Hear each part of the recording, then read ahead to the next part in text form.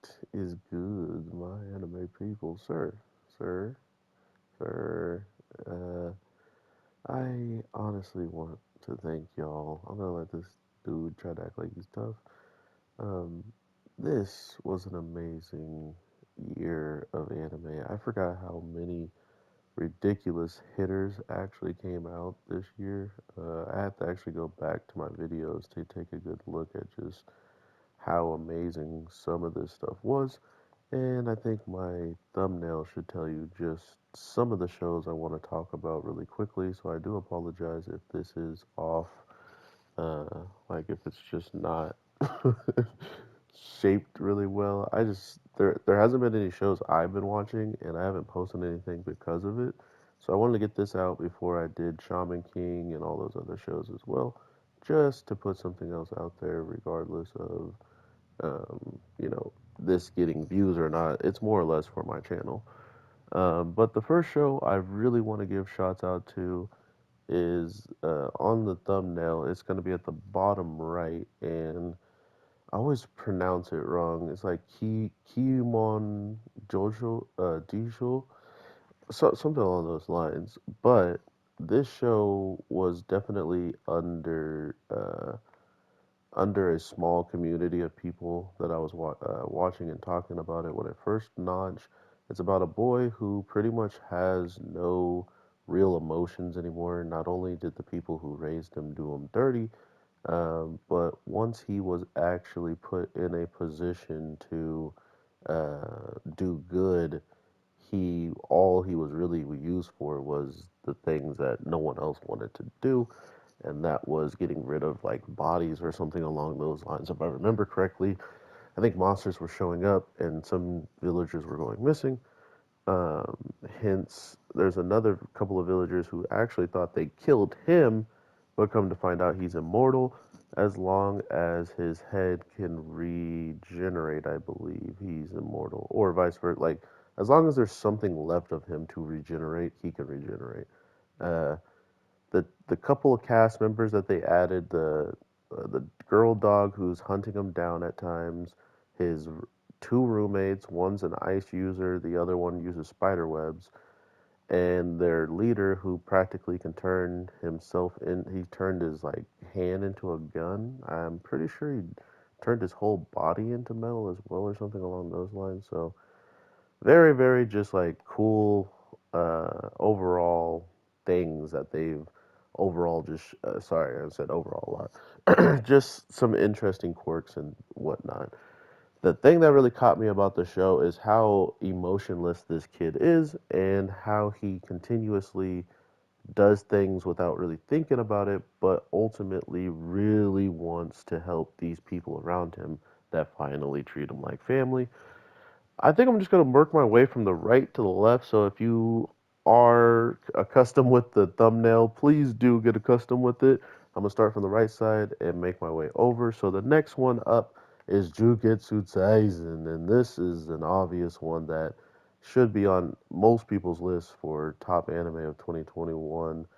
Holy crap, the production on this anime, the overall story on this anime, seeing what these people were going through in their everyday lives, you actually started to feel as if you could understand where things were headed at the end of the day. Like, uh, it felt like there was a side to the world that, this society of people who's protecting us from monsters didn't understand.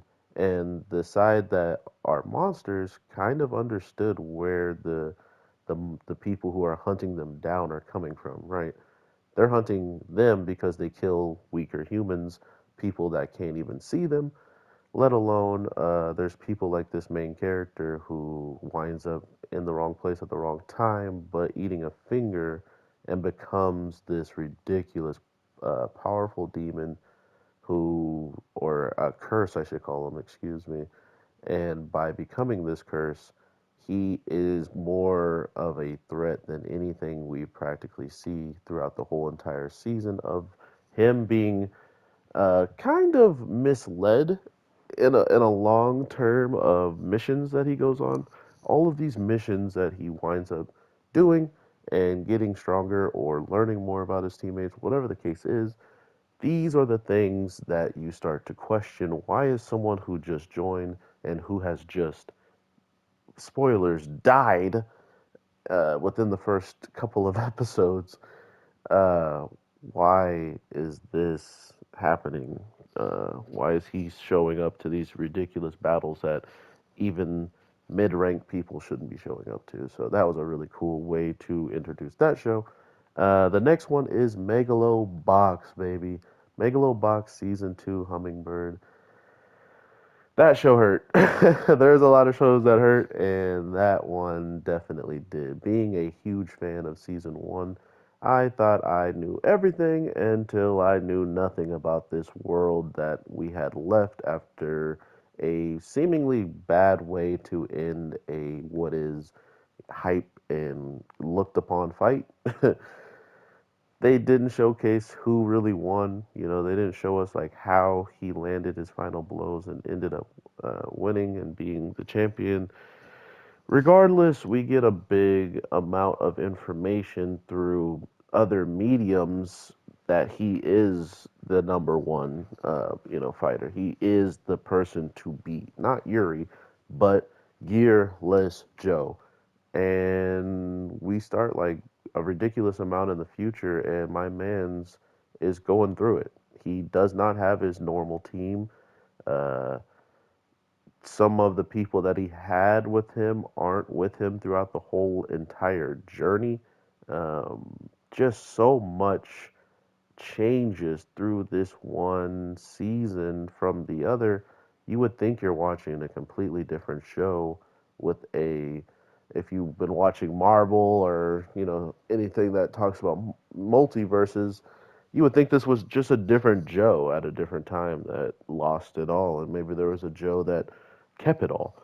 But the biggest thing that hits is one of the people he meets along the way. Not to mention the whole anime hits. I'm not going to take that away from it, but one of the men he meets along the way definitely makes the story that much more powerful in so many different ways. I promise you that.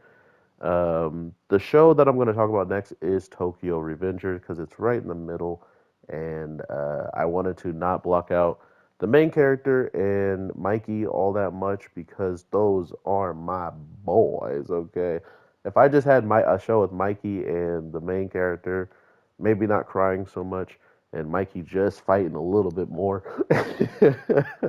Nah, but this was the anime for most people, the number one, the big honcho enchilada. The time, the time paradox. That's why I was using this character, by the way. Someone that just uses his fist and feet. I wanted to do Mikey proud for the couple rounds. But that being said, everything that I was understanding that came with uh, a lot of my predictions for this show when I was watching it, it started to just crumble in front of me, right? So I kind of learned quickly, stop stop predicting. Just roll with Tokyo Revengers. Let Tokyo Revengers do what it wants to do because you're not going to guess what it's going to do. And these are the types of animes I kind of fall the most for. If I don't know anything that's probably going to come around the corner, that's what I want to watch. That's what I want to see. So yeah, I really do think this is one of the better animes that came out that just had that ultimate mystery about it, right? Like you really had zero to no idea if the character could figure out anything in these situations. If he was going to be able to figure it out, things started turning wrong very quickly.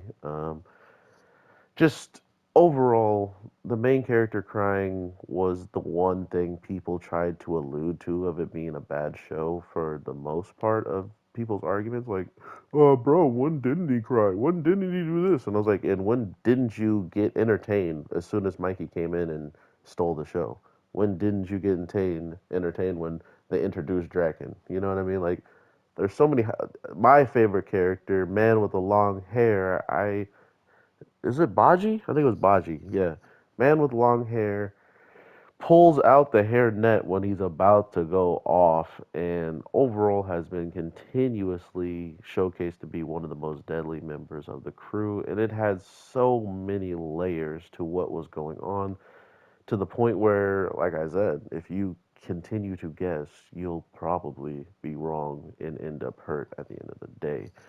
Next anime is Irmakun, and yeah, this one kind of speaks for itself. I think because these shows get so many episodes, and because these shows can stay relatively like not positive but neutral towards its source material, this turns out to be just a wholesome and now interesting show. Now, instead of it being this show where some fighting might happen and our character is powerful enough to maybe take care of some of it, there's full blown like characters that are being shown to be just ridiculously broken. And it was always kind of teased that this show would have some fighting in it. I just feel like it never took itself serious enough to get to it. Like for a whole season of it, right? Like to be like, okay, he's fighting these characters and they're actually so strong that they push him back and then he has to, continue to fight or rescue whoever he's trying to rescue later. Like there's not much layers to the fight, and that just happened in this season with the final episodes kind of being multiple upon multiple fights that just showcase all of the students' capability of, if demons were to kind of go back to what they are used to doing. And what they're used to doing is being evil, attacking more, taking what they want, and that's what ultimately some of these demons want. They want to go back to the status quo that they remember, where it was pretty much whoever's on top stays on top type of deal. So I am not that surprised that this is one of those types of shows that finally kind of gets into it. But overall, I enjoyed the trip there, and I think it's going to be kind of underrated in most people's cases. I don't even think people are going to remember that it happened this year. So there's that as well. So much stuff happened. My next one is going to be To Your Eternity. This had to be in here. This was the most heart wrenching anime and hardest to swallow in the most pause way possible. Sorry. Um, but yeah, this show hurt, dog. I honestly tell you about, just like Tokyo Ghoul, I knew nothing of what was going to come next, and that was why the show was so good. That's why it hurts so much every time, because once you start to get accustomed to some characters, that's when you start squinting your eyes and you're like, yeah, I don't know if I trust this.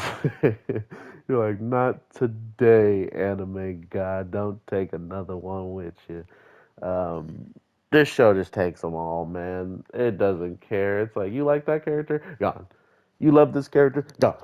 You hate that character? Staying, but might be gone soon.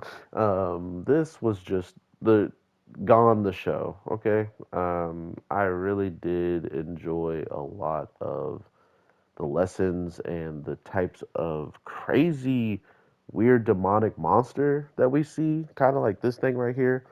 Um, it's one of those animes that reminded me a lot of Princess Mononoke when it came down to the actual thing attacking our main character. The thing that was pursuing and making sure um, whatever this orb was sent to do by another god was thwarted and not capable of doing so. So um, the whole premise was a God wants to kind of save and procure and like just hold all the knowledge and continuous lessons and people and souls and just things like that within this being who's this orb that winds up turning into everything, who starts out as a rock and becomes a wolf and ultimately becomes friends and family members to people who had no idea that it was a wolf or it was a rock. So these was one of my favorite animes. The favorite anime, though, I think I could actually put this on top just because I'm ridiculously biased and I honestly think that's okay because I'm honest and I don't need to lie to y'all. Like, I don't need to be like, okay, let me see. Jujutsu Kaisen was the best show and it got the best money. I'll just say that's the best show to be safe. Nah, bro, I don't care. World Trigger. This was a show in the dark, people. This show had gone dark for almost 6+ years after dropping like 40 plus something episodes. And they're like, okay, now we're just going to disappear. I had no idea the manga was going, so in my mind, the show was just, there was nothing going on. Boom. Lightning strikes. World Trigger is born. Season 2 goes absolutely ham sauce. And then we get season 3 where I'm over here still watching it. And it's my top show because of the setup, because of the characters, because of the side characters, because of what's possible in the future. If you want more from your boy on this stuff, it is in the videos. I have this much passion about it. If I don't sound like it, I got that passion. You just don't see it and you need to open your ears. Sorry. Um, I love World Trigger, and I think it's going to get its chance to blow up like it already kind of has on Twitter with some of the communities, but it's mostly just Japan holding it down. Outside of that, everybody else is sleeping on this show. The people I talk to who support it, I respect y'all. Thank you so much. We're trying our best. We're the last of a dying breed, okay? So keep pushing out there. World Trigger, if you don't know, is a show where neighbors, and we call them neighbors because they're from other worlds. So it's like a hisekai within a hisekai. Anytime someone else attacks our world, it's a hisekai. Sorry, that might make it worse for some people out there. But technically, there's people from different worlds, and they come through to steal our humans as energy sources, as these cubes then leave off because humans did not understand the threat that was out there. But you know who did understand the threat that was out there? Every single one of these neighbors that they call them, or that us humans call them. And that was the problem with what the humans were dealing with. They had no real chance to fight back until they did, which in comes Yuma, Jean, and all of these other amazing back characters that I could go off of a list. There is, if you can't find 5 characters in this show that you like, we aren't watching the same shows, okay? Like, we don't like the same shows, period.